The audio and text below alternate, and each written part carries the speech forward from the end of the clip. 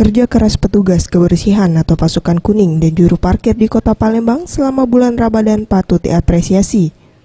Panas terik dan rasa lapar mereka kalahkan demi menjaga kebersihan Kota Palembang. Sebagai apresiasi bagi mereka, Wali Kota Palembang Harnojoyo bersama jajaran pemerintah Kota Palembang menggelar buka puasa bersama semua petugas kebersihan dan juru parkir di depan Pasar Cinde Palembang. Menurut Harnojoyo, kegiatan safari Ramadan bersama juru parkir dan petugas kebersihan sengaja dilakukannya karena peran keduanya sangat penting dalam menjaga kebersihan, ketertiban, serta kerapian Kota Palembang. Nah, mudah-mudahan ini kami juga menyampaikan betapa pentingnya kebersihan bagi Kota Palembang ini.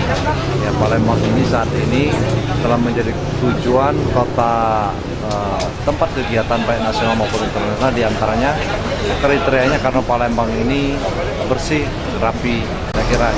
Jadi mudah-mudahan suasana keakraban diantara sama-sama juru parkir, sama-sama dengan petugas kebersihan, ya, kalau kita jadikan satu, ya, artinya tukang parkir dia tidak hanya bertugas monoton hanya ngurus mobil aja, tetapi dia bisa ada sampah yang berserakan atau sampah yang bertebaran dia pungut, dia bersihkan.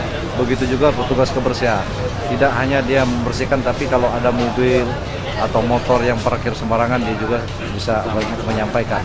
Jadi saling bekerja sama dengan baik, ya. Setelah melakukan kegiatan buka bersama, Harnojoyo kemudian melakukan sholat maghrib di Masjid Nurul Hidayah yang berada di Jalan Letnan Jaimas, belakang Pasar Cinde. Dan Harnojoyo juga menjadi imam dalam sholat maghrib ini. Usai sholat, Harnojoyo kemudian diajak pengurus masjid berziarah di makam pemilik masjid yang juga ulama besar Kota Palembang, Kiai Haji Zain Sukri, yang lokasinya tepat berada di samping masjid.